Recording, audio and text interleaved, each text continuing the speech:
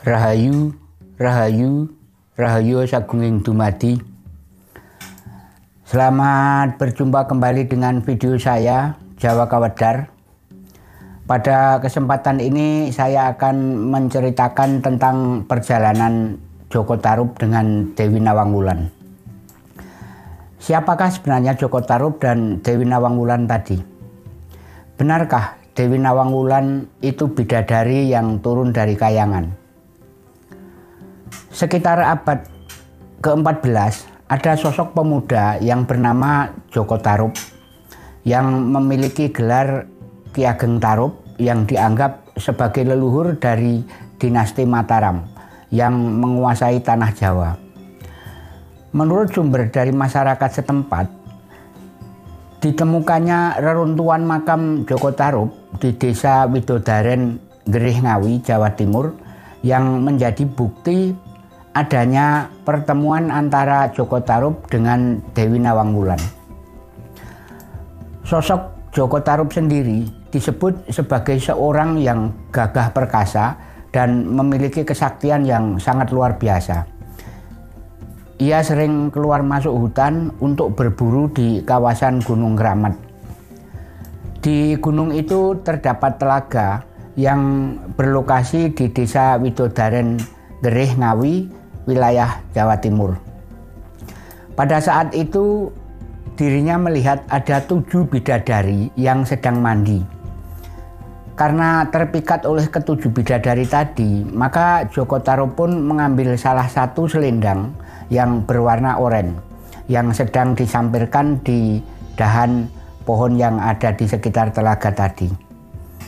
Ketika para bidadari selesai mandi, mereka berdandan dan ingin kembali ke kayangan. Salah satu dari bidadari yang bernama Dewi Nawang Wulan tidak bisa ikut kembali ke kayangan karena selendangnya yang hilang. Ia pun akhirnya ditinggalkan oleh para temannya. Lalu Joko Tarub pun datang dan berpura-pura ingin menolongnya. Dewi Nawang Wulan akhirnya ikut dengan Joko Tarub. Dan singkat ceritanya mereka berdua akhirnya menikah. Ini salah satu cerita legenda Joko Tarub dengan Dewi Nawang Wulan. Benarkah Dewi Nawang Wulan itu adalah bidadari yang turun dari kayangan? Ternyata sosok Dewi Nawang Wulan bukanlah berasal dari kayangan dan juga bukan seorang bidadari, tetapi merupakan perempuan yang sangat cantik yang berasal dari tanah Pasundan yang dikenal dengan tanah Parahyangan. Perkawinannya Joko Tarub dengan Dewi Nawang Wulan sudah berjalan 17 tahun dan dikaruniai seorang putri yang sangat cantik seperti ibunya yang bernama Nawang Sasi.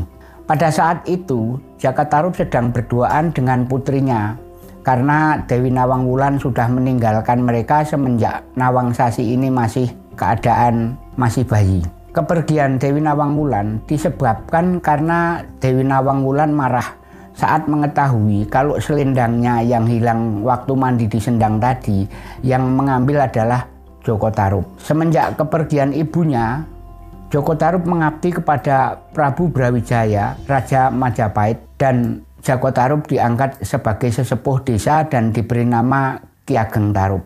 Pada suatu hari, Prabu Brawijaya mengirimkan keris pusaka Kiai Mahesa Nular supaya dirawat oleh Ki Ageng Tarub. Utusan Prabu Brawijaya yang menyampaikan keris tersebut bernama Ki Buyut Mahasar dengan anak angkatnya Bondan Kejawen. Ki Ageng Tarub mengetahui kalau Bondan Kejawen sebenarnya putra kandung Prabu Brawijaya. Maka pemuda itu pun diminta agar tinggal bersama di Desa Tarub. Sejak saat itu Bondan Kejawen menjadi anak angkat Ki Ageng Tarub dan diganti namanya menjadi Lembu Peteng. Joko Tarub terus menceritakan bahwa ibunya berasal dari tanah Pasundan. Putrinya Dewi Nawang Sasi sangat terkejut mendengar cerita dari Ki Ageng Tarub ayahnya. Karena selama ini beredar di masyarakat sekitar bahwa ibunya adalah seorang bidadari dari kayangan. Ki Ageng Tarub kembali menceritakan 17 tahun yang lalu, sebelum Nawangsih lahir, ada 7 wanita cantik bersama beberapa laki-laki datang dari Parahyangan datang ke Tarup, sebuah pedukuhan terpencil yang berada di kawasan hutan lebat. 7 wanita ini adalah putri dari 3 Brahmana yang tinggal di Parahyangan. Ketiga Brahmana itu bernama Danyang Rogo Suci, Danyang Langlang Wisesa, dan Danyang Wulungan. Mereka semua mengaku memiliki ibu yang berasal dari Jawa. Jadi ketujuh wanita yang dikira berasal dari Kayangan tadi ternyata memiliki darah Sunda Jawa.